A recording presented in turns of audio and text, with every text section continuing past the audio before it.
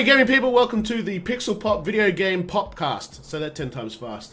This is our premiere episode, and I'm your host Toby. I'm joined by the super slinky, extra sexy Matthew as my co-host. Hi. And for our inaugural episode, holy shit, I have Dave Oshry. Have I said that right? Oshry? From New Blood Interactive. That's good enough. Yeah, Dave Oshry, yeah. Yeah. Welcome. All the way from California, USA. Yeah, all the way from California, yeah, via satellite. Yeah, one night only. Excellent. So born and raised in the United States? Yeah, from New York. Okay, so I have to ask. The New Zealand connection. There's so much CHUR. Yeah, there's so much CHUR. I started New Blood with my buddy Aaron, who works at Rocketworks now with Dean Hall. Right. And we had just been buddies for a long time. It's just like all his NZ slang. He works in Dunedin now, but he's from Kaikoi up north. And all that slang just kind of rubbed off on me. Right. And it just kind of became like a part of like everything we do. Yeah, I mean, being that we're on the other end of the world here. Me, like, what does CHUR mean? It's like the simplest word. It just means like cool, rad. Yeah. You know? Yeah, well, rock and roll. Like, whatever, man. If you're a city folk, it's CHUR. And then if you're a country, it's CHUR. Okay, I never heard that. I mean, because I have a lot of New Zealand friends, being that, like, you know, we're a pissing distance across the ocean. And, yeah, they loved the FAQ. I was showing them all the FAQ from a medieval, and it's like, is it CHUR? Yeah. Like, that went down really well. Like, the sense of humor is appreciated. But, so for those that don't know you, so New Blood is primarily a publisher, if I'm not mistaken. You work with other people, obviously, and you're very hands-on. Is that correct? Yeah, I mean, so we're not really like a typical traditional publisher where, like, you know, I'm going out to sign games and stuff, because like everybody that works at New Blood, we're just, you know, like a big group of friends. I call it a family, because we have our internal QA team, we publish our own games, and we all develop everything, you know, in house, I guess. So like we're not really a publisher, not really a developer, but yeah, I like to call it a game development family, and we're all connected by we all kind of cross pollinate and. Make sure all the games that we're working on come out as good as they can. Yeah. But not a publisher in the traditional sense. Like, I get pitched games like all the time, and I'm like, I'm not really a publisher, man. But okay. Thanks. Yeah. So you had Unfortunate Spaceman, which was the first in last year, which was that one. That's been in early access for a little bit. Yeah. We put out Super Galaxy Squadron EX Turbo.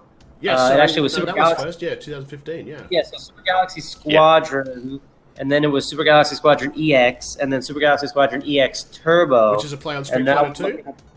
Yeah. I got it? Okay, cool. I was just checking.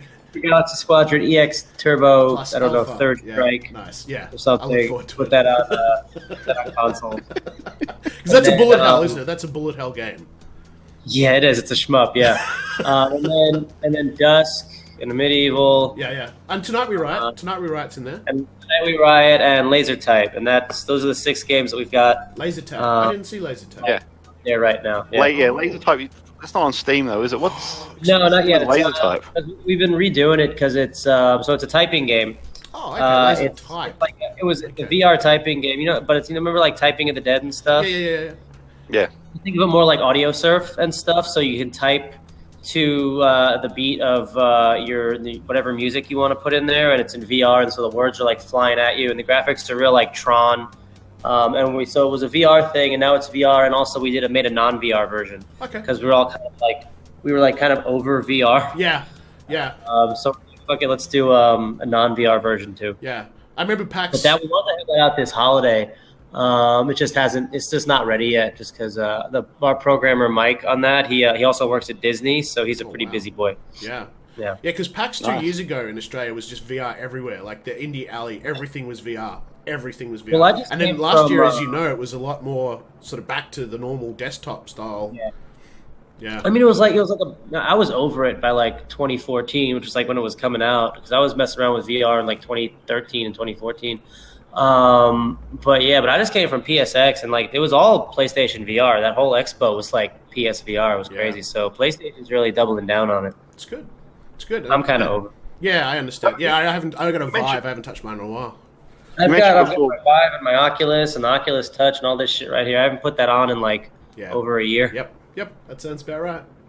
Sorry, you were talking about before about Unfortunate Spacemen. Yeah. and that's in early access still. What's you want to talk a little bit about Unfortunate Spacemen, because that's been out for a while, but Yeah. So that's being done by our guy Zag, Jeff Keane. He's basically a one-man band with some help, but it's based on The Thing. Yeah, you know, I so if got you've that seen vibe John off the video. Carpenter's The Thing, Yeah. So the whole premise of the main, so we've added survival and co-op, more like classic modes. But the main mode of the game is called Shapeshifter, and it's basically like The Thing. One player is the monster, and you don't know who it is. Yeah. And they can shapeshift at any time and kill off players. And there's positional audio, so you can only talk to people if they're close to you. So you kind of like form alliances, do things, try to figure out like, is this guy lying to me or not? And every round kind of ends in a big shit show, where like the spacemen have to try to do enough objectives around the map in order for like help to come and pick them up in the dropship, Right. Or the monster kills everybody, or you kill the monster. That's how the rounds end. And it's always a lot of fun. Like, it's super crazy. You can go watch streamers play it. And then we just added survival mode, because that's easy, just a wave-based horde mode, survive with a bunch of AI monsters coming at you. And then we actually this week we're going to get out our first co-op update, which has co-op missions to play with your friends against AI, like story-based. Right. And that's still in early access. The plan is to make it free-to-play. Oh, wow. Awesome. Okay.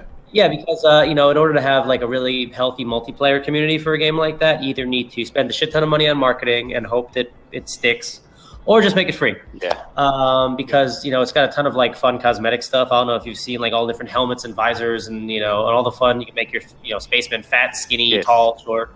Put all the different. We have a visor for every country. We've got an Australia one, New Zealand one. So we're just going to make it free to play. Yeah. So we've got the CHUR logo. We've got Nice. New Blood logo on the visor. I was going to make shirts eventually, but we just get the filthy casual ones. Nice. So we're just going to make it free to play with lots of really fun cosmetic stuff, and hopefully it makes some money that way, which we think makes more sense than keeping it like premium. Because it's predominantly, we're adding like single player stuff, so you can still play the game by yourself if you want. But it's the best modes are the multiplayer modes, and without players, that game. Yeah. People are going to buy your game, get into a lobby, and go, where's the people? Yeah, exactly. Yeah. Well, we already had some of those like in early access. Be like, where because we only really play on weekends, community games. Yeah. And people, will send it to streamers and stuff, and they'll get really excited, and then people go and buy the game, and they'll be like, well, there's nobody playing, dead game. And I'll be like, well, it's not done yet, I'm sorry. Yeah. So in order to have that, in order to have a multiplayer game in 2018 that's got players, you either have to be a big freaking game, or be free. I mean, look at Lawbreakers is a great example, right? Really good game. Nobody's doubted. Everybody's like really, really good. But it's a premium game, and everybody's playing a million other things.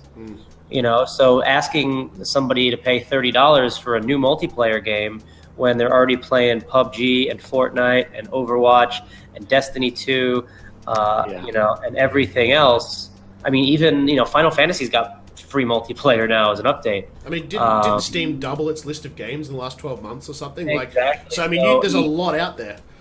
Yeah, and so in order to be a successful multiplayer game, you either have to be super huge, get really lucky, or be free. Yeah. And I think we're gonna go with being free, because I don't have the kind of budget to put trailers all over the place and get people in there. Plus, I don't think it's a game I don't think it's got that much.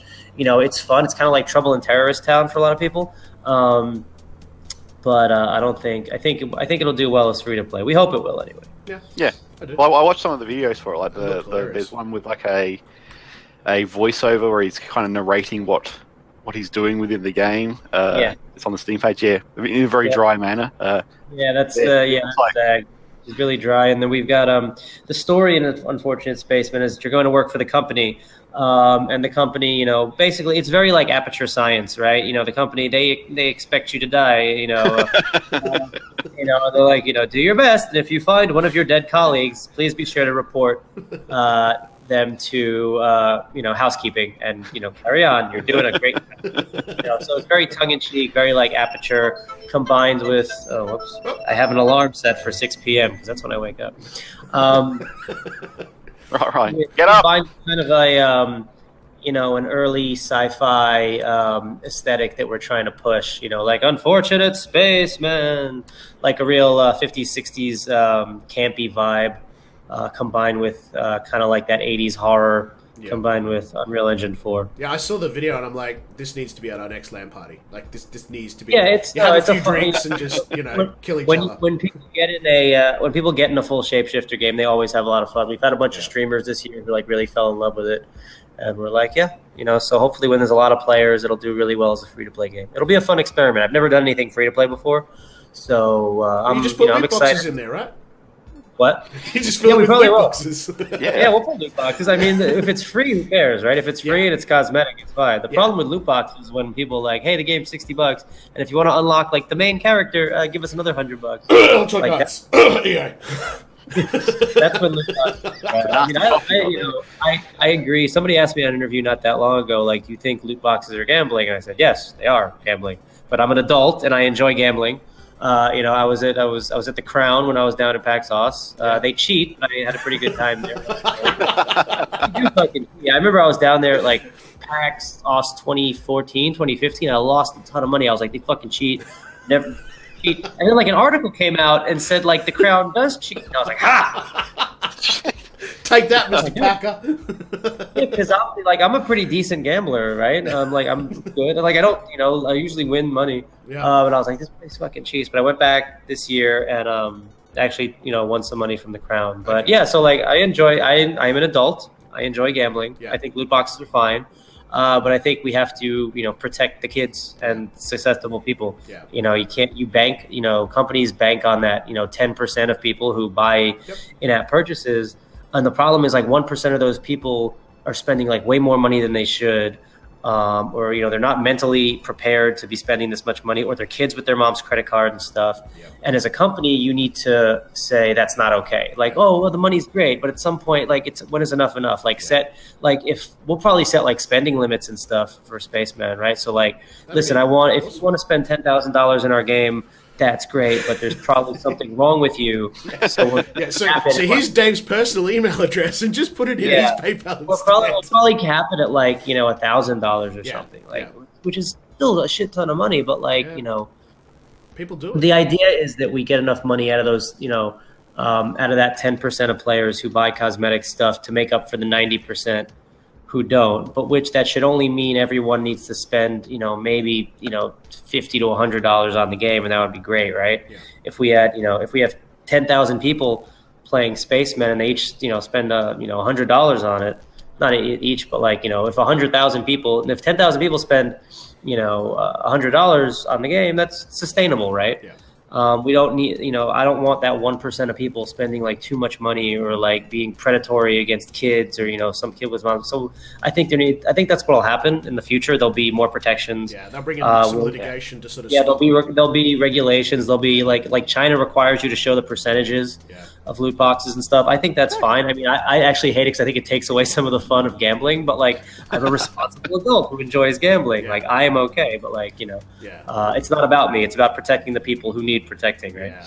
Well, and I think the other thing that pissed people off was that they put like actual like game progression behind it, like characters. Yeah, it wasn't just cosmetic. It was like this will speed your game up. They're like, we want players to have a sense of accomplishment and pride. I'm like, but then, also buy it. So where's the and then pride? Disney knocks on your door and goes, swiping my card. Oh, I feel so much pride and accomplishment swiping. Like, there's nothing wrong with grinding stuff, but like it's a premium game, and then you're locking like what I didn't know, like I'm not even that familiar with it, but then they locked like Darth Vader or something. Yeah, it's about 4,500 hours of playtime to unlock everything. If I pay $60 for a Star Wars game, let me play as fucking Darth Vader. That's why I'm not even a Star Wars fan. Like, if I buy a Star Wars game, I want to play as fucking Luke Skywalker, Darth Vader, and fucking Darth Maul, and whoever the hell else, and the little beefcake guy, and Kylo Ren. He's like one of the new ones. I don't know. I don't watch Star Wars. I don't blame you. But if I play I'm like the only person I know who doesn't like Star Wars. But like, if I buy a premium game, don't like hide the cool shit behind the paywall. Yeah. Like, let me do the cool shit. And it totally backfired on them. Like, I understand that they're a big company and they have to maximize profits for shareholders. Which is why we love you guys. That's why we love indie so much, because you guys get a lot more freedom. We hate money. Yeah, we hate it. I hate money. It's the worst. I But you know what I mean? Like, it's like the thing is like that. Like you see, like a game franchise that started as an indie project or whatever have you, and then it gets bought up by like a big corporation, and you can see how the game changes and how like the company's objective stops from being a creative pursuit to shareholders making dividends pursuit, and you can see it reflect in the games after time, I feel. And it's unfortunate. I mean, like, you got to make money. It's a fine line when, and customers will call you on your bullshit. So you got to try to, like, we're trying to do, like, just like a good pricing structure, but not like race to the bottom. Like, especially on Steam now, I think indies have to set prices higher. Yeah. It's like I've done games at like $15, and then with Steam sales, like next thing you know, the game's $4. Yeah. And you're not making any freaking money, and like we put a lot of man hours and money into these games, so like we're starting to set the bar at like $20, $25. Yeah.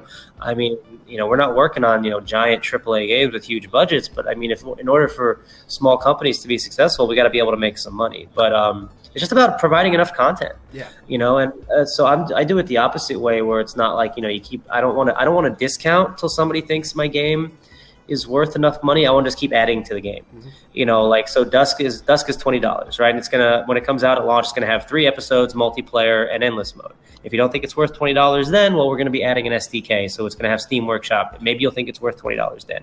Still don't think it's worth $20? Well, then we're gonna add co-op. Maybe you'll think it's worth $20 then. Still don't think it's worth $20 then? We're gonna add loot boxes. Then maybe you'll think it's worth $20. I don't know.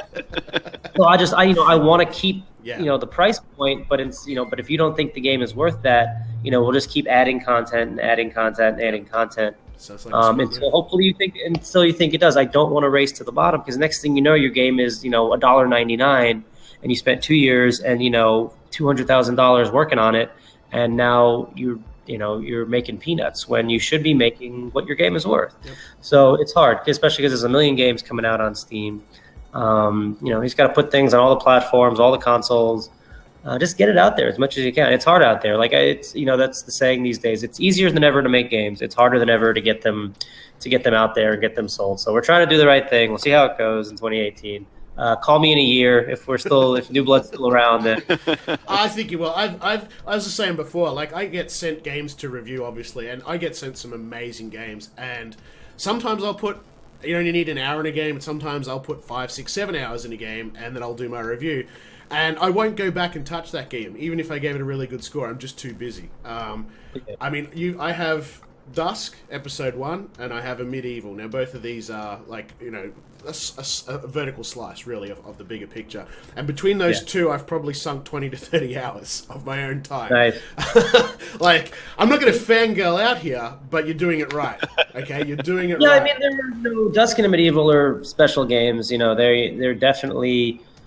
we've kind of figured out, we've been trying to make games. I mean, these are the games that we used to love to play. These games like Quake and Blood and Doom and, Wolf and Heretic and Hexen and Redneck Rampage and all these games that we talk about when we talk about Medieval and Dusk. And, there hasn't been games like these in a while. I mean, there's been, the stuff that's close. We tried to do it in 2013 with Rise of the Triad, which was, kind of uneven, but mostly successful. People understood we wanted to make that like episodic structure, E1M1, E1M2, blah, blah, blah. And then they did, they kind of did a similar thing with Doom, the new Doom, which I thought was great, Doom 2016, but that was also a very modern game, bells and whistles and fast stuff. And then like the new Wolfenstein, but that kind of plays like more like a Soldier of Fortune, 2000 era of the game. Mm-hmm. So we really want to make games that felt like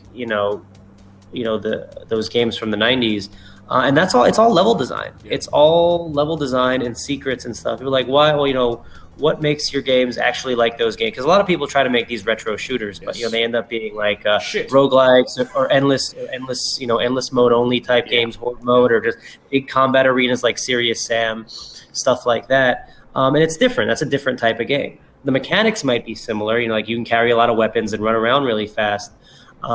But it's about that, like it's about having real levels and level structure and episodic structure. That's what makes it, having that good blend of combat encounters plus, just looking around for secrets and figuring out what's going on in the level that really makes it feel like one of those games.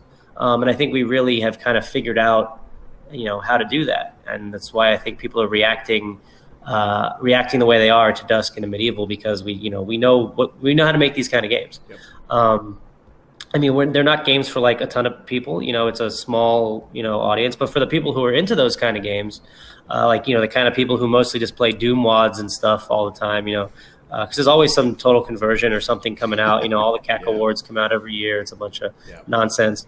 It's good. Wolf and Doom. Wolf and Doom. Plug. So good. Wolf and Doom. I've been playing Blade of Agony. That one's really cool. Yeah. It's excellent. It's like the stuff that people do in Z-Doom is just ridiculous. Yep. But like it's for the people who play stuff like that, that style of game. It's what we like to play. Like I don't like new shooters. I get really like I played through the intro of Destiny 2, and everybody's like, "Oh, it's good. It's so great. It's on PC now." And I wanted to get into it because I like MM, but I was looking for like WoW in space with guns. I was like, cool, I could play like a MMO like that, kind of like that Borderlands-y feel. I got bored after the opening and I uninstalled it. Yeah. It's just those kind of games don't hold my attention. They're not for me. We like to play, this certain type of shooter, and it's Dusk, and that's how I know Dusk and the Medieval are good because like I could be playing like anything else or doing anything else. And I'll just go test my own games. Yeah. So that's how I know they're good. Yeah. I hope, we think. So far, so good. I put in a like I said, review. Call me in a year. If New Blood's still around. When I did a review for Dusk and the Medieval, and I know you won't have read it because you're far too busy for my little bit, but I said that to me it was almost like a game that had hit publisher hell and had been sitting on a hard drive for 15 years, you know what I mean? And then someone found it and wrote a front end for it to run on modern machines and went bang. That's exactly how I feel. Obviously it's more optimized than that, but that's how I felt with Dusk and the Medieval. It was that close to being a game of that period. It wasn't just here's our interpretation of, it was a case of no, this really is from the ground up. It feels like a game that literally that was what we were trying to do, and everything, and presentation wise, everything from the I'm real big on presentation, so everything from the way the game boots up to how you get into the menus, to the way the story is presented, to the way the transitions between the levels to the end screen. I want it to feel exactly like a game would feel back then. Yeah, it's not hard to do. If you grew up playing these games like we did, and we play them all the time like we do, then it's not hard to kind of mimic and expand on that and create the same feeling. Yeah. But yeah, I mean, I remember when I first started working on Dusk, people were like, "Well, why would anybody want to play this? Why don't they just, they could just play Quake?" I'm like, okay, well, first of all, I've played Quake like 900 times. So I don't want to play Quake again. And I want, a new game like that, and well, there's mods for Quake and stuff. I'm like, it's not the same as a new game with a new feel, and there's stuff that we do that's differently, other than the fact that it's a new world and a new story, and it's modern, it runs in its Unity, and we're going to make it moddable with Steamworks and an SDK. There's stuff that we do, like the movement is, you have complete control. There's never been a shooter with this much freedom of control. People look at it and they say, oh, it probably plays like Quake. It doesn't feel really anything like Quake. If you go back and play Quake, the movement's very restricted. Yeah. Stuff like strafe jumping and bunny hopping were exploits originally that were added in later to Quake Live and Quake 3 Arena as skill-based movement. But the single-player stuff, you actually don't have very much air control at all. So we give you complete air control, which is a lot of fun. Then plus we've got the sliding, and then plus we've got the unlocked vertical axis. So you combine that, just being able to flip through the air and slide under anything and have complete control when the enemies are still kind of these plotting, army of the dead. Same speed as like the enemies in Doom or Quake. But you just have insane control. It's just a ton of fun. You can just jump around like a madman or play it slow. It's just it's just fun to do nothing. And when David first sent me Dusk, there was nothing. There was a room with some weapons and a sink and a toilet and a box. And I just started, jumping around, hup, hup, hup, boom, boom, boom, boom, boom, boom. And I was like, this feels fucking amazing. I've never felt anything like this before. We need to make this game. Yeah. And a year and something later, this is where Dusk is at. We're almost done with it. Episode 2 is done. We're trying to get Dusk World beta to everyone tomorrow. Actually, I got to finish the trailer tonight when I'm done with this call. And then we're probably going to put it in early access in January, so we can get more people into Dusk World, and then give everybody episode 2 because people are dying for episode 2, and then in a couple months it'll be done. Nice. Can't wait. Is it fair to say that Dusk's probably, I felt, more inspired by Blood than Quake in terms of the aesthetics anyway? Yeah, so I mean, especially episode 1, I said this, it's kind of got this cabin in the woods kind of structure to it. So episode 1 is very Blood. Episode 2 is very kind of like Quake and Half-Life, very Black Mesa industrial. And then Episode 3 is going to be more like Quake 1, Episode 4, Cthulhu type shit going on. Nice. And we're working on Episode 3 now. I think we're up to level 3. But Episode 2 is like done. And Episode 2 is like, it's totally different than Episode 1. Okay. I think it's a lot better. We think it's a lot better. Like, we've been playtesting Episode 2 for performance and stuff. And then just going back and playing Episode 1, like, man, Episode 2 is way cooler. We do a lot more fun stuff. We introduce crazy new power-ups, new enemies. So now we have to make Episode 3 that much crazier. But we think it's ramping up like really well. Like there were some people who were like, Episode 1's too easy. I'm like, okay, well Episode 2 is going to be harder. I did see your Twitter post about flying mobs are going to explode into more flying mobs. Like bone dudes made of bone, and you shoot them and they explode into little smaller dudes that are made of bone. And we actually haven't introduced any flying enemies yet, so that's going to be something new in Episode 3. Okay. Well, the cultists kind of levitate, I suppose. Yeah, they levitate. Yeah, they go. Yeah, exactly. Nice work. Also, my wife has a problem too. You need to tell My wife, yeah, Andrew Hulshult needs to stop making love to my ears because she's getting jealous. Yeah, it's shit. Holy Andrew, shit, like that guy. The special boy, that Andrew. Yeah, we give him shit. We call it, butt rock and dubstep, but Andrew's really good. Yeah, I mean, his soundtrack is amazing in both games. Like, yeah, I'd put him up there with anyone really. I'd put him up there next to like Mick Gordon or fucking any video game rock type composer, dude. Yeah, he's on point. He's on point. Yeah, he just makes really awesome stuff, and his medieval stuff's a lot different than his Dusk stuff, obviously. And on Dusk, we mostly put out the rock stuff because we want it goes better with trailers. We want people to hear the rock and music, but his ambient work. Yeah. In Dusk is really, really good. Like you just, because most of Dusk is ambient. And that's all Andrew too. It's not just like sound files that we pulled in. Like the sound in Dusk, we take really, really seriously. David recorded most of the sounds for things himself. Like he'll go out in the woods with a tape recorder and record like the sounds of like stepping on leaves and, running water and shit like that. And then Andrew will add all this really cool ambient. And he's got this amazing sound library that he's been building, and redoing all the weapon sounds and stuff like that. Just making it, it's the kind of game that we recommend playing with headphones because like we take sound design real seriously, and Andrew takes his music and sound really seriously. And it is that good. He is that good, and hopefully, like as his star keeps rising, and he keeps being bigger. Hopefully I'll still be able to afford his services in the future. Yeah, I'll just get him to sign a contract. Bigger, 10 movie dollars. Yeah. Hey, so 3D Realms are building a new build engine game. Yeah. Now, do you think is retro the new cool? I mean, is that what's happening? So the weird thing about those, anybody who knows those guys knows that they've been working on it, right? And it's not they're publishing. It's made by this indie team, Void Point, I think. Okay. Void something. Right. But yeah, I've got it on Steam. I played it. It's like the prettiest build engine game I've ever played, but I don't know if it's announced yet, so I don't know if I'm allowed to talk about it. No, you probably shouldn't. Like, I don't think they've said anything. The problem with like Fred and 3D Realms is he loves like talking about stuff to everyone, but doesn't tell anyone if they can talk about it. People know about this. Like I know they've teased it on Twitter and stuff, and they've told people there's a new build engine game in the works. But yeah, I don't know if I'm allowed to tell people what it's called. Don't say anything. But it's a new build engine game with Bombshell as the protagonist. The game they made. Yeah. So you're probably already in trouble for saying that now. I feel like people know. There's definitely a lot of people that know about it. I think we all suspect it. Oh yeah, so I've played a few levels. It's really cool. It's a new build engine game. I mean, but it comes with all the limitations of the build engine. Yeah. So everything's 2.5D, but it's awesome. Really nice, but it's really pretty build engine game. Probably the best looking one ever. Yeah.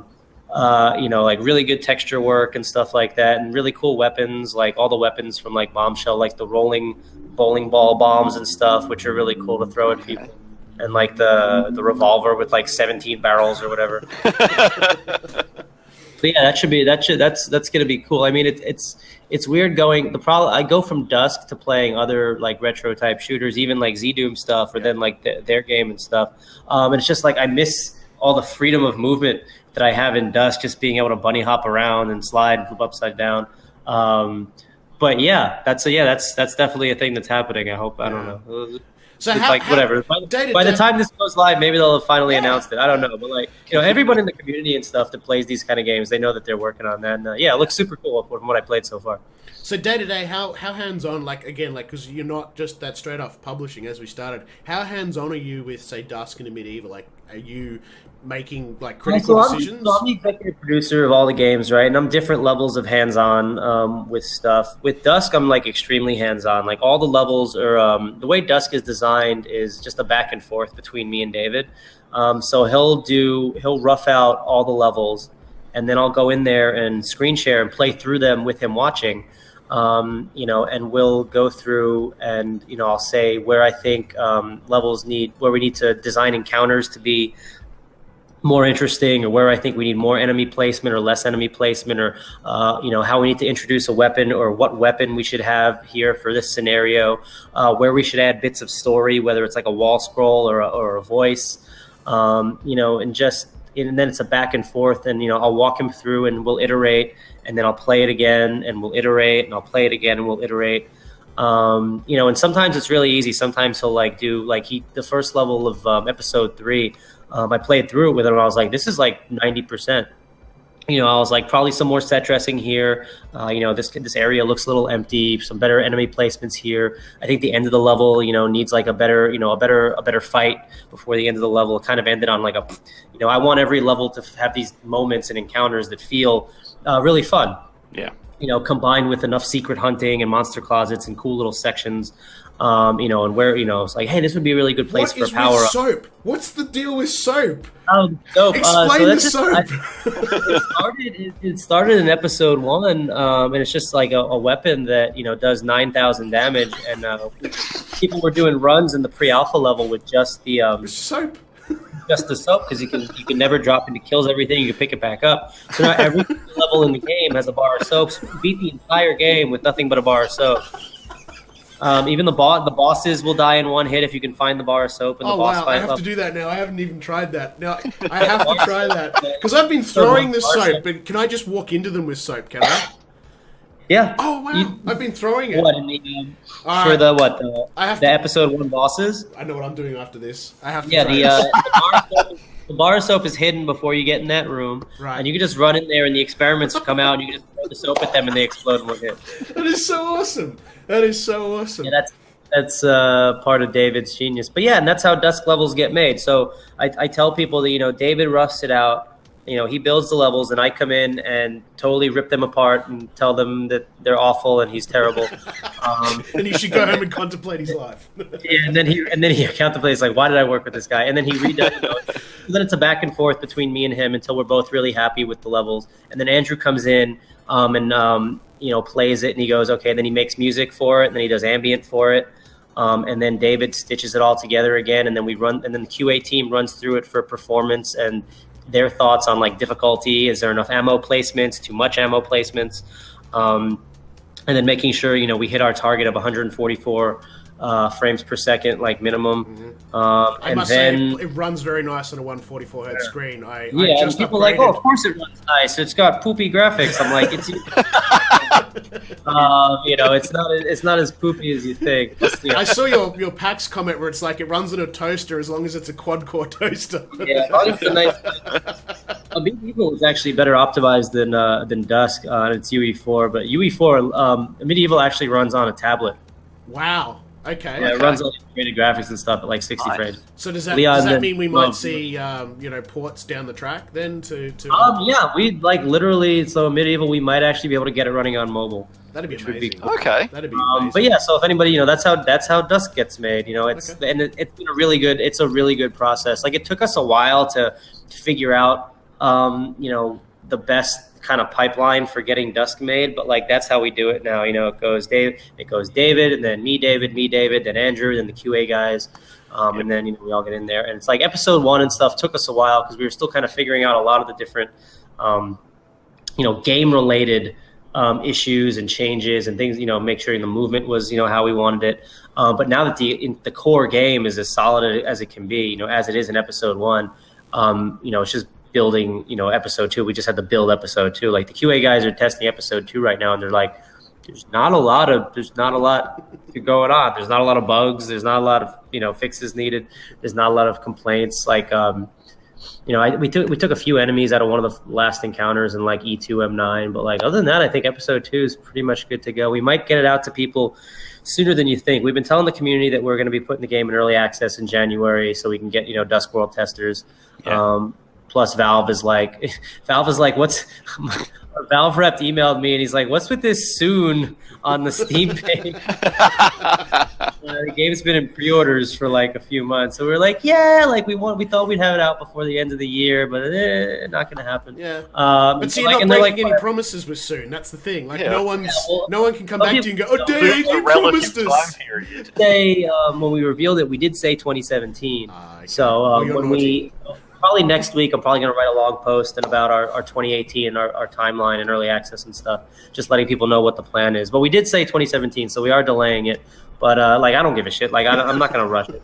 There's no reason to rush. Like why would you? I'm not going to rush the game. That'd be stupid. No. We're not running out of time or money. It's just I think people because you've released that first episode, that should satiate a lot of people. To be honest. Well, so I was talking to Valve, and they said, well, you either have to announce a release date or just why don't you just you need to test the multiplayer and stuff. Why don't you just put it in early access? And I was like, yeah, and we talked about it. There's like no downside to putting it in early access at this point, other than the fact that like people be like, early access, oh no, does that mean it's never coming out? That's a whole other conversation. I think obviously with how much we update the game and communicate with players, nobody's going to really throw a fit about us giving you more of the game. We're not changing the price, so I think that'll definitely help in 2018. Plus, it'll finally start showing up on the store because it's still in pre-orders. Yeah. And not actually for sale. Like it doesn't show up. It can't be like charted. We can't get reviews. Yeah. But I mean, we didn't know that people were going to love it this much, right? So if like in hindsight, like should we have done early access like originally? Probably. But like we didn't know. Like we didn't think it was going to take this long, and we didn't know people were going to love it so much. If we knew everybody was going to be like, you've seen all like the Steam threads and yes. The people. Oh my God! People write these books about how they've been waiting for a game like this forever. And I'm like, I wish I could review this game. I'm like, trust me, I wish you could review this game too. So hopefully coming into early access and like giving people more of the game. They're going to be, they'll be stoked. I mean, people, they just want more. They just want episode 2 and stuff. Yeah. But there's other people who are just like, I just want to play it when it's done. I'm like, cool, wait. Just wait. It'll be out in a few months. Just wait. But we might get episode. We've been talking about January, but we might be able to get episode 2 to people before then. But I'm not going to say any more than that. Okay, cool.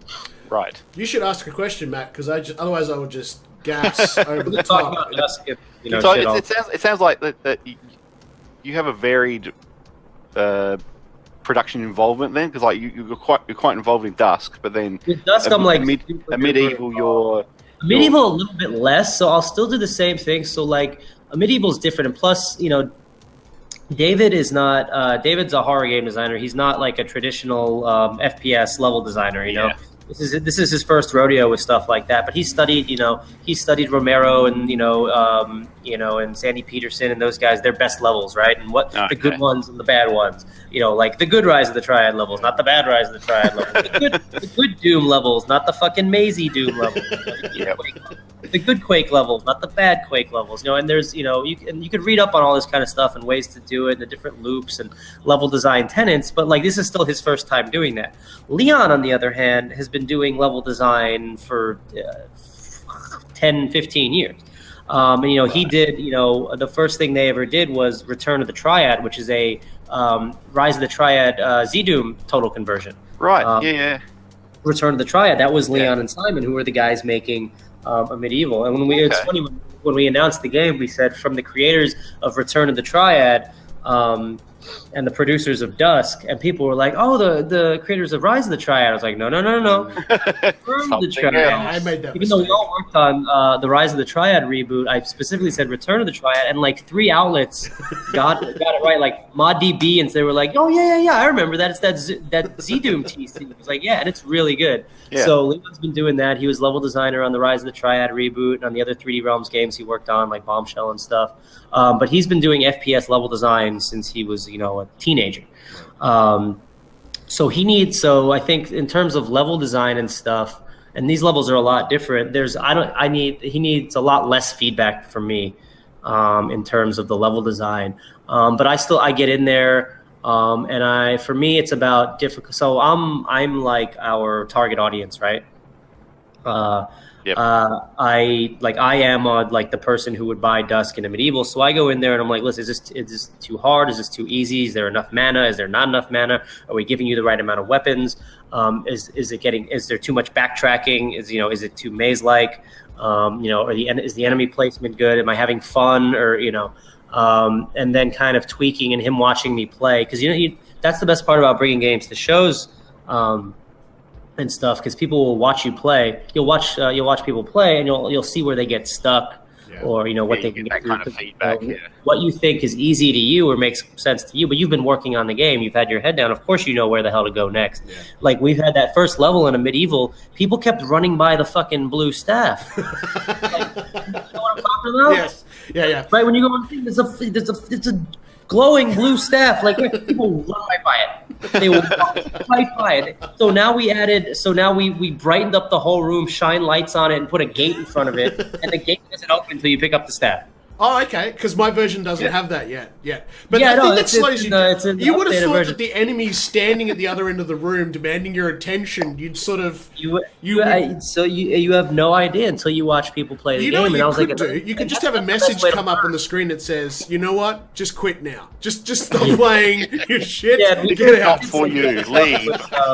And I saw a lot of that with Rise of the Triad, realizing not only where players but where reviewers and YouTubers and stuff would get frustrated. And I was like, I never wouldn't think of that because we didn't have enough people playing the game back then. But it's, nowadays it's really easy to get games out there early and stuff because we didn't really show a lot of Rise of the Triad single player until it was almost done.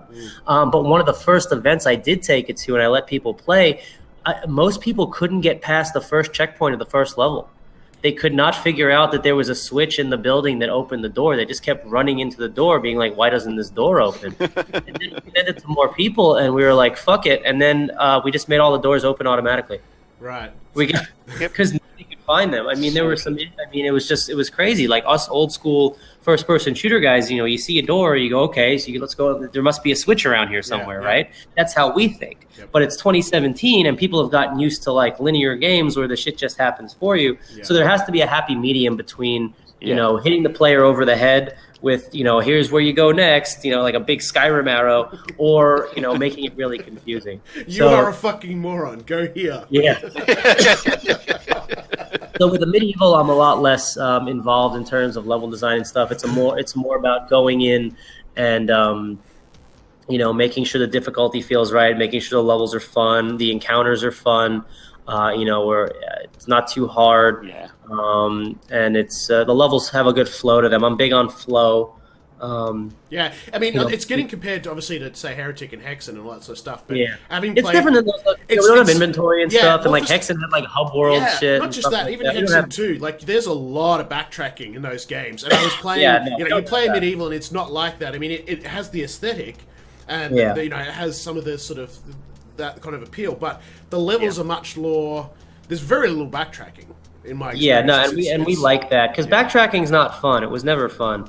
When obviously I put it out there that it was like a spiritual successor to Heretic and Hexen because that's what gets clicks, right? That's what people pay attention to. If we just said, hey, here's a dark fantasy FPS, you'll be like, what the fuck is that? Yeah. If you say, hey, this is a lot like Heretic and Hexen, people go, oh, I remember that. The same thing with Dusk when we did the original trailer, and we were like, meet your doom, quake in fear, shed some blood, duke it out, run a marathon. We were gonna do a Dusk no gameplay trailer where it was just like all those stupid call outs like from every game. Like, the pun trailer. Yeah, go postal, shed some blood, run a marathon, duke it out, go down corridor 7, get lost in a Chex Quest, like literally every old school get on Noah's Ark. Man. But yeah, so comparing it to those games, but yeah, you're right. Medieval's not really a lot like Heretic and Hexen at all. But yeah, so like Dusk, I'm like, Dusk, I'm super duper involved, with the level design. But obviously, it's all David at the end of the day. He's building the game. Yeah. I just give like a lot of feedback, and we work really well together. With the medieval, it's more of like going through for difficulty checks and level design checks, and being like, yeah, this is good, or no, definitely need more mana here. And a lot of it's just like with screen sharing, it's just Leon like watching me play. Watching me is like the basic consumer, not just like the producer, but like the guy who would buy this game. Watching me play is like watching, anybody on Doom World who buys the game, like watching one of those dudes play the game. I suck a little bit more, but that's good. I play through the game on regular, no cheats, just so, I don't want players to ever get frustrated. And I don't ever want it to be too hard or too easy. I want the difficulties to make sense. I want it to be like, if you want more of a challenge, play hot and hard. If you want less of a challenge, play on easy. And it to be, I like the games being accessible. Medieval is definitely harder than Dusk, just because it's, you've got less freedom of movement. There's no bunny hopping and stuff. The AI is a lot more aggressive. Yeah. It's a very different game. It's a very different experience. And I think they complement each other really, really well. Yeah, definitely. It's good. We're going to be able to merchandise them together. We're going to be able to sell them like together on Steam as like a New Blood mega pack. T-shirts, but those two. I'm pretty involved with Unfortunate Spacemen. The same. With Unfortunate Spacemen, it's more of like group design thing, because it's a multiplayer game. So we'll all get in there and play and see how it feels as like as a multiplayer game. And that's like the benefit of having like the New Blood family, like all 10 to 20 of us just jumping in there and giving Zag feedback. On Unfortunate Spacemen, it's more coming in as a producer saying, these are the features that I think the game needs to have in order to have more appeal. So I had Zag add. I'm like, listen, let's add an endless mode. We need to add more content, because when it was just the shapeshifter, you had to have like 8 to 16 people, or nobody could play the game. I'm like, well, let's make this game a playable game. Let's add some single player and co-op type stuff. So endless mode was really easy to add, and it ends up being really fun. And in the process of adding endless mode, we made the game a much more competent shooter. We I let David from Dusk in there and some other guys to really help Zag, because Zag's not a shooter designer. He's made multiplayer games, but the shooting was very bare bones, like UE4 shooting. And so we got guys like David and Leon and the QA guys who have worked on shooters before to help make the Unfortunate Spacemen feel like a better shooter. So now not only does it have more content, but it's a much more competent shooting game. It's like actually fun. It's a much more fun, frantic shooter. The movement feels a lot better. The gunplay feels a lot better. Okay. And we've got a lot more content if you want to play by yourself or co-op. So that's how I come in as a producer with Unfortunate Spacemen, and then obviously do all the business and marketing stuff, which is also my job. My main job is to do all the business stuff and get the game sold. Right? I'm not in there. I don't program. I have no talents. I don't. I think coattails. I can't program. I can't do art. I can't code. I can't do music. I can't animate or anything. I'm primarily the business guy, business and marketing guy, go doing the trailers and stuff like that. I don't even make the trailers. I just yell at our trailer guy and say, no. Until we get to like revision like 45. And then I'm finally happy with the trailer. But yeah, different levels of production on everything. With Super Galaxy Squadron, same thing. I'm pretty hands off. There, Nick has figured out how to make a really tight shmup. No, it's like content. It's like, okay, I think we need to have this, the menus. I'm big on UI and UX, user experience, and flow and stuff like that. Like you'll see so many indie games where the foundation is solid, but everything you'll see like the menus are really janky and the buttons are like really janky. I'm like, this doesn't feel like a polished product. In order to do that, you need a producer to come in and producerify your fucking game. Because people are like, what does a video game producer actually do? You don't actually do anything, right? I'm like, yeah, man. Because without a producer to like wrangle all the talents, you've just got artists and coders and animators making assets and like kind of just like.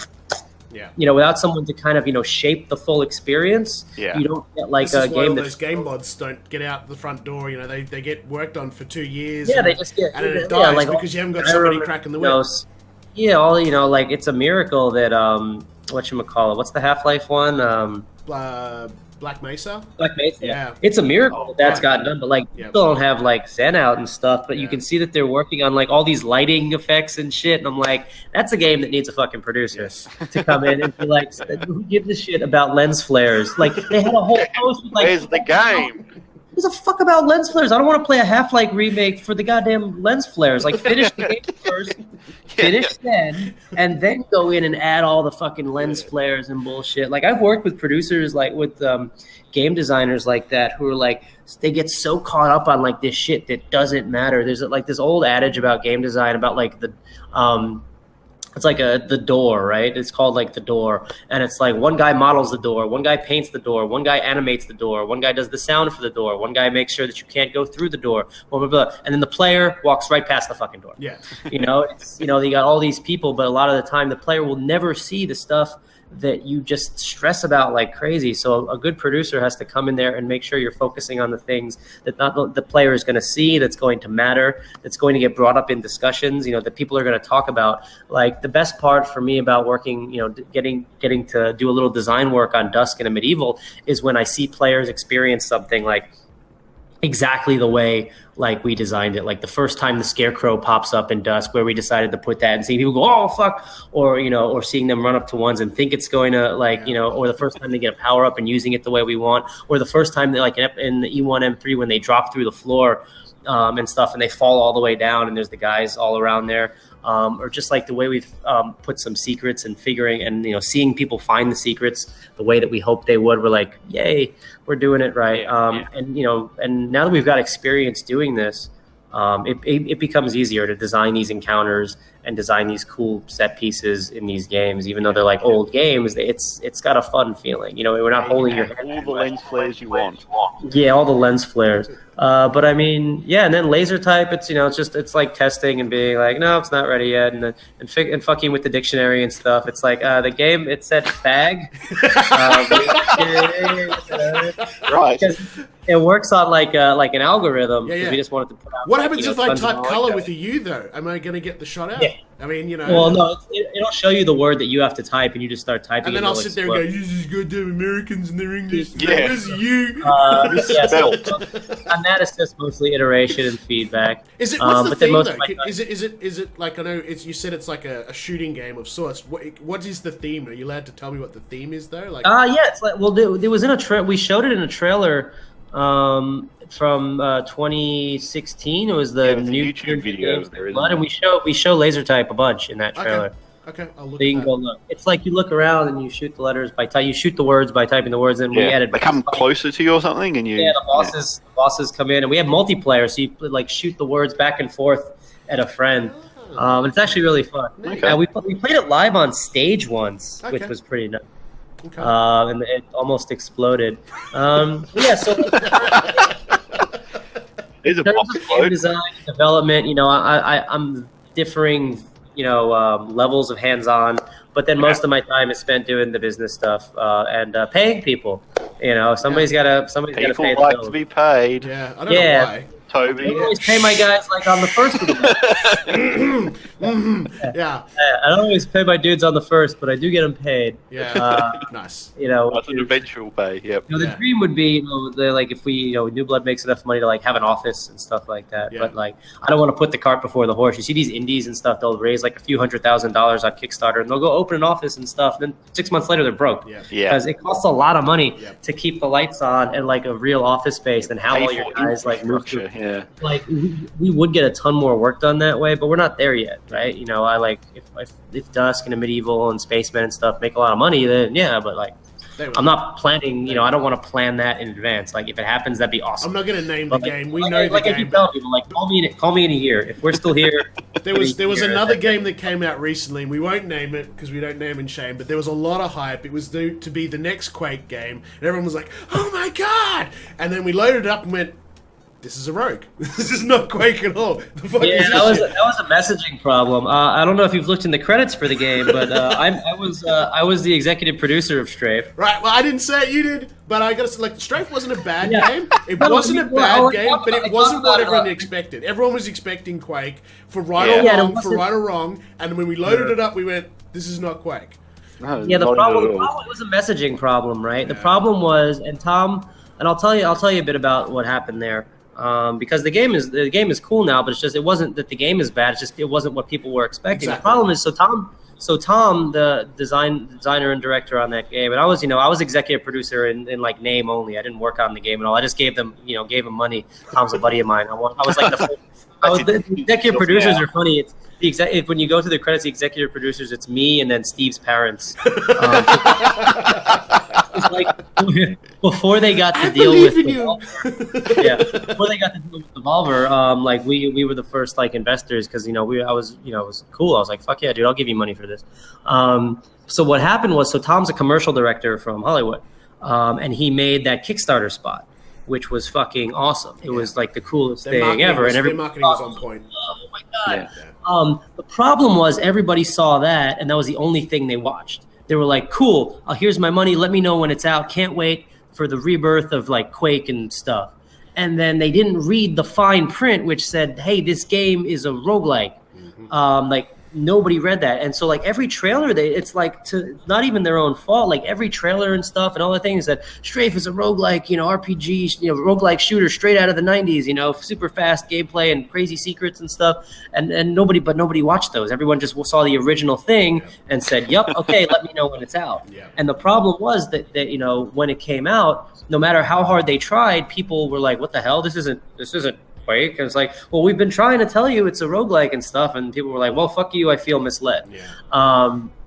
Which sucks, and it really sucked. They had a rough launch, but I think they've turned it around now. The game's got like positive reviews, and they put out a really big cool update. I did the exact same thing with my review. I said, hey guys, you need to know that it's not this before you go buy it. It's absolutely that's the problem. If you went in knowing it was a rogue, it was a good game. Like, and even like I remember when it came out, like on the Steam page, I was like, Tom, it doesn't say roguelike on the fucking. He's like, it says down here. It's when you scroll to the thing. I'm like, that's nobody scrolls that because they've never put out a game on Steam. Nobody scrolls. It needs to say like roguelike FPS like as soon as you hit the page. And then like even in the latest trailer on the page, it says like a new roguelike for a new.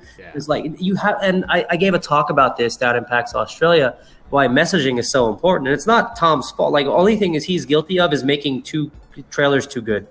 His marketing campaign was amazing. Those adverts and stuff were just on point. Really good. And then he did like STRAFE the movie. Like Tom's like a really good director. Like he's got like serious chops, and he made that original spot for like $1,500, like with no money. And then like they also shot the tutorial.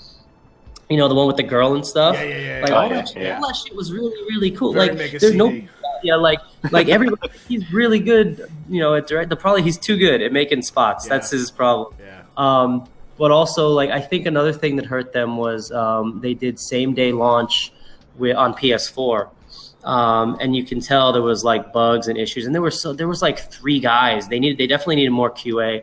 And it launched and it had performance issues and it was buggy and stuff. And that's the kind of stuff you got to prevent, like in 2017. Like back in 2013, we put out Rise of the Triad. That game was buggy, as janky as fuck. It still wasn't really good. But like we did, like back then there was, right now, like it's so funny. Like the people in our community make jokes like NVIDIA just announced a new Titan V, and they're like, oh, sick. Maybe I can get 45 frames per second. And we'll own up to stuff like that. But that was the first game like most of us ever worked on back then. Like most real game, most of us had only ever worked on mods before then, and it was built like a giant mod. It was literally built like in a modding toolkit where we just kind of put bricks together. The problem is when you have like a million assets in a scene, and all the draw calls, and you have to render everything when you run in the room. The performance is gonna be like. So what made the game super moddable also made the game super performance heavy. But I mean, we know better now, right? But that was another thing. So, and I told Tom because like he was having a really hard time with the STRAFE launch, because they were getting bad reviews and they were getting shit on and stuff. And I was like, man. And I told him, because like in 2013, and I was like, if you put out STRAFE in 2013, you'd be a millionaire. If I put out Rise of the Triad in 2017, I'd be homeless. It's just, it's changed that much.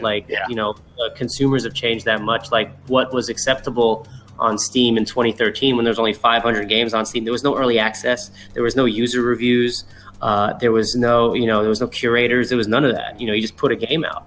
And people were like okay with games being kind of janky because it's like PC games in 2013, like DayZ and shit. Like it's buggy, but like it's fun. There was no early access. In 2017, people you can't launch with like bugs or performance issues, which is why we spent so much time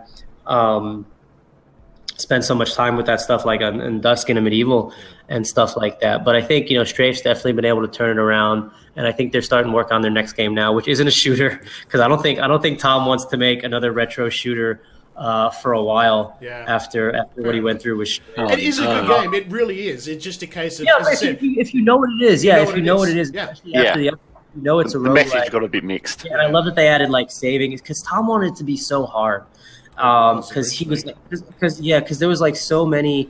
There's a lot of FPS roguelikes that there's like Tower of Guns and Immortal Redneck. There's a bunch of cool ones that came out. And Tom didn't like any of them. He's like, they're not hard enough. They're not what I want. The secrets aren't hard enough to find. So he put out Strafe, and the game is hard as balls, and the secrets are like impossible to find. So much so that like nobody even found the last one till like a month ago. I'm like, and I was like, dude, this is like, there's such a thing as too hard. Especially like a game like Cuphead. But I mean, Strafe doesn't have the glorious art and music that Cuphead does. Like I played Cuphead for like 20 minutes. I was like, nope, not for me. I get it. Get it, but no, too fucking hard. Especially with retro shooters, you want the player to feel really powerful, more so than the enemies. And with Strafe originally, I think it was just too fucking hard. Like you'd see the average play time, people just they get frustrated and they quit. And when a player gets frustrated and they quit, they leave a bad review. So what we want to do is put against that. The worst thing we've had people say about Dusk Episode 1 is it's too easy. Well, we could change that. We could make it harder. We tuned up Zero Miedo difficulty, so the enemies run. Not only do they fire faster, but they run at you faster. So like too easy is okay, but a game can definitely be too hard. And I think but Tom went through a lot of the same stuff that I went through with Rise of the Triad, being his first game, thinking like it's got to be like this is what we want to do. We don't want to do. Like we know people might want this, but like we want to make it like this. We want it to be really fucking hard, have these secrets really hard, and have it like a really punishing roguelike. Like the whole thing was like, you will die. And they did say that like in all the things, like Strafe will fucking kill you. The problem was people thought it was funny. Right? They're like, I'll die. I never die in Doom and stuff. It's like, no, the game's actually really that hard. And then I think he was in for a route, and I was like, you got to give the people what they want. Right. So then after like everyone was like, fuck you ad saves, fuck you, the game's too hard. They finally came out with this really big update, the Millennium Edition or whatever. And now the game's like a good balance. Like, and if you go in knowing what you're getting, knowing that it's a roguelike, and knowing, it's that kind of a game, you're going to have a good time. And the reviews have changed to reflect that. The problem is like that initial hit of like bad press and bad reviews, it's hard to come back from. And I know all about that. Fucking Rise of the Triad got a 4 from IGN when that came out. But back then it didn't matter. Like, fuck you, give my game a 4. I don't give a shit. Because we also got a bunch of good reviews, right? Like we knew they were going to give us a bad review, and then we watched the review, and the guy's like in iron sights the whole time, and we were just like, oh. Like we added that feature as a joke. Like iron sights.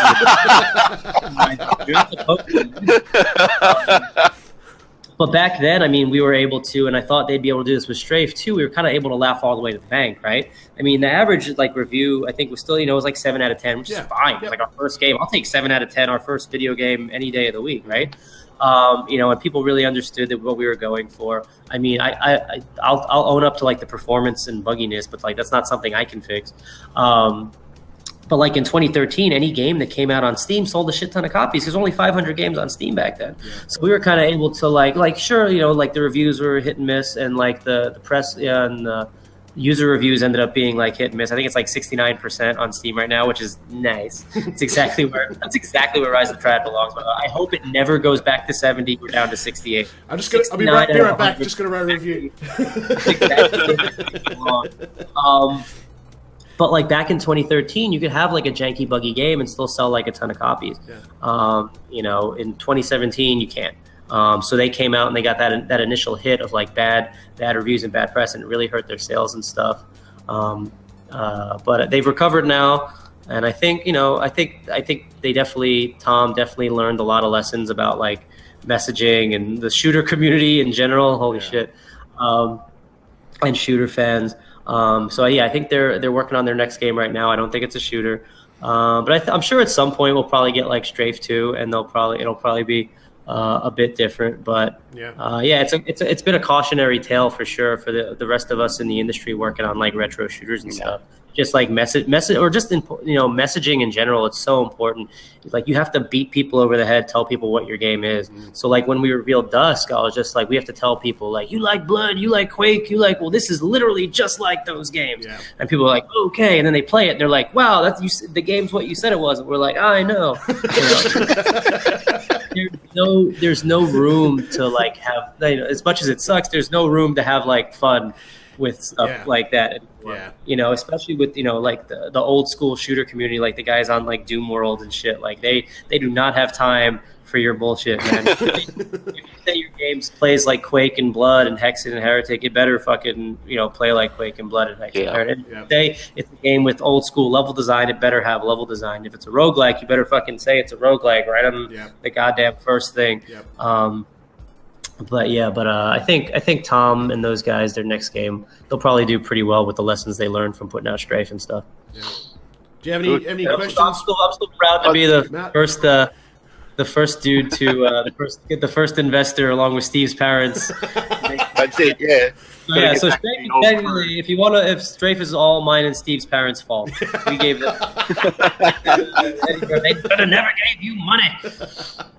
All my fault. I have one last question. And then sure. I guess Matt might have one. But at any stage did you sort of hit up, say, Carmack or Romero and go, "Hey guys, look what we're doing"? Any feedback? So I don't know. So Romero tweeted about Dusk, and I think he played it a bit. And at one point, he changed his Twitter background to a Dusk screenshot, and we were like, "Nice, nice, good." That was really cool. So yeah, Romero's aware of it, and I send him Steam keys for stuff. He's pretty cool. Because he's aware of our games and like what we're doing and stuff, and he's into it, which is cool. Obviously, it's good to have like the blessing. Yeah. But yeah, he's working on his own stuff with Romero Games, doing like his kids' game, Gunman Taco Truck, and some other stuff. They're over in Ireland now. Yeah. And it's cool to see John. Like, it's always cool to see John do anything, right? John could fart. We'd be like, "Oh God, Romero farted, you guys."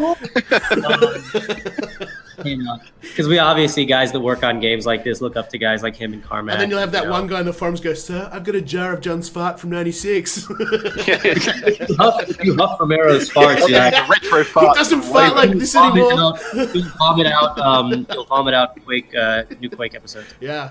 All right, Matt. You got any questions for Dave before we let him go? You were talking about the New Blood family before, and like I've previously been through your list of your About Us page on New Blood. You've got a whole list of team members in there. Yeah, that's actually old. We're updating that. There's 33 people now. Nice. Okay. So some of those people on the family page don't even work with us anymore. But yeah. Go ahead. Well, the important one I had to ask you about your life coach. Yeah, Beagle Face. Yeah, that's my Beagle. Yeah. Okay. Yeah. It's yours, is it? That's your Beagle. Yeah, I took him to the beach today. He's actually my ex's Beagle. He's not my Beagle anymore. But that's not good. I still see him all the time.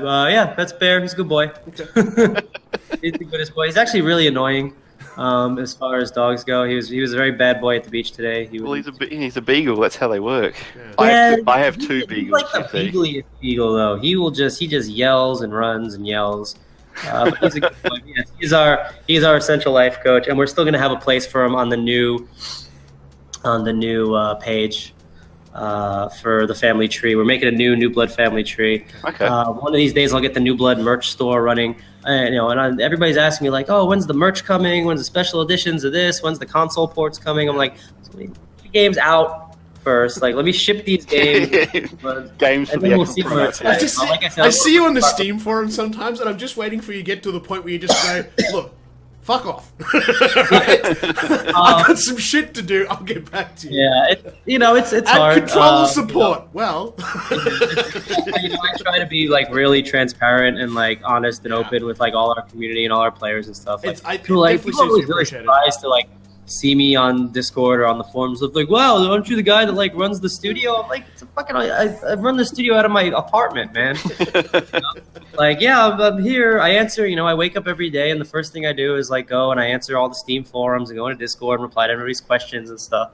Because you have to. I mean, there's no excuse in 2017 unless you're like some like famous like Hideo Kojima type. Yeah. If you're like a game producer or a programmer or like a creator, there's no excuse not to interact with your players. And people will flee. Their feedback is invaluable. It costs you fucking nothing, to talk to your community and talk to your players, to get their feedback, to build the game with their feedback in mind. Like when I first showed Dusk, I think it was at PAX 2016.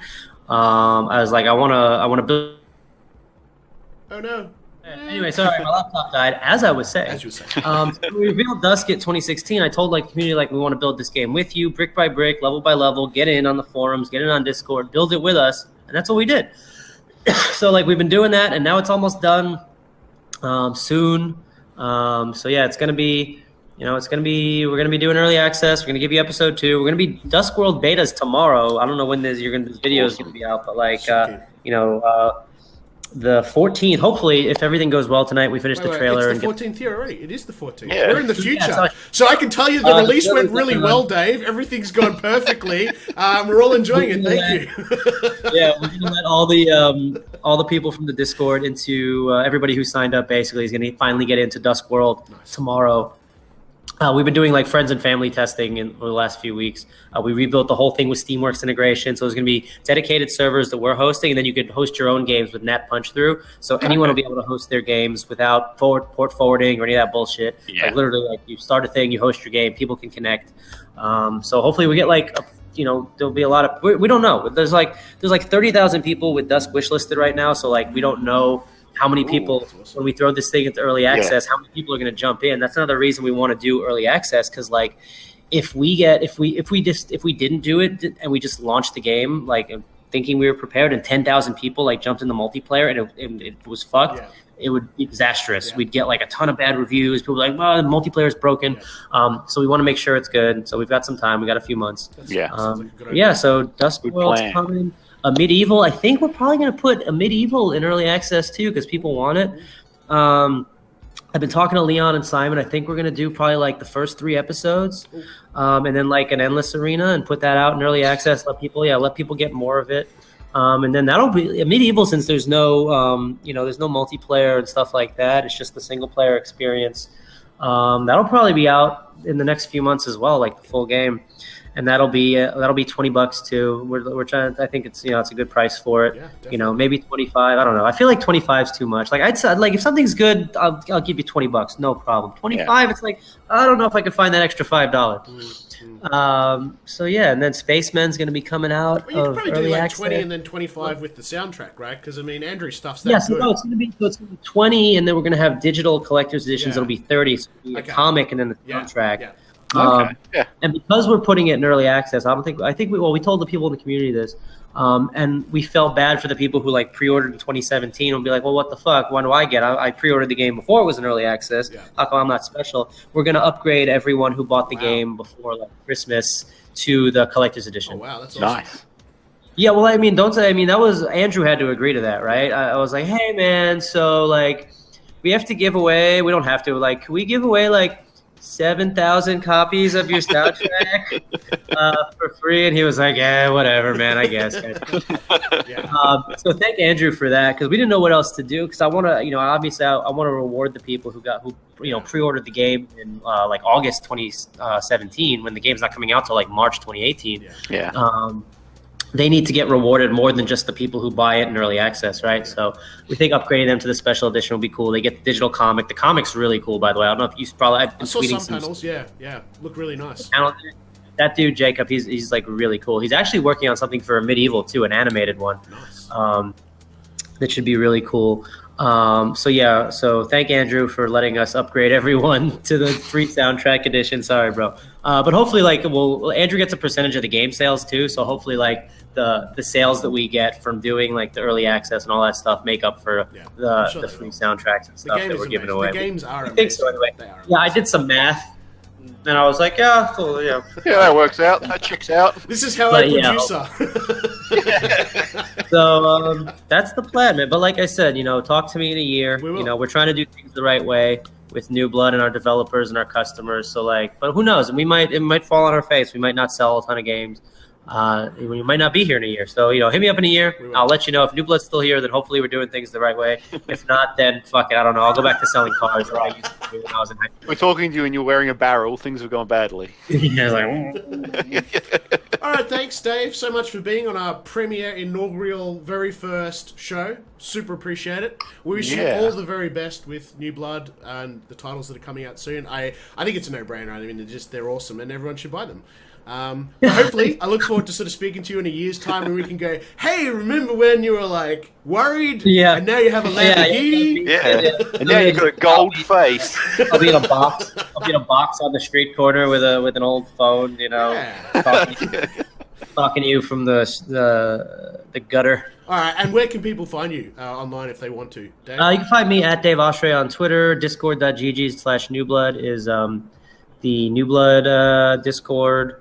Cool. That's it. Twitter is like, I use Twitter. That's my own. I don't use like Instagram and fucking Snapchat and shit. I use Twitter. That's the one. I'm old, man. I'm in my 30s. I use one social media. I use one. Yeah. You get one. You find me there. That's the only place I go. All right, well, we'll put those in the description. Yeah. But yeah, and if and me, like I'm the kind of guy. If you do something really silly and send me like a haiku or some Dusk hentai or something, like I'll probably send you a free game key. I like when people do stupid shit like that. Awesome. So yeah, send me stupid shit on the internet, kids. We'll do. Thanks, Dave.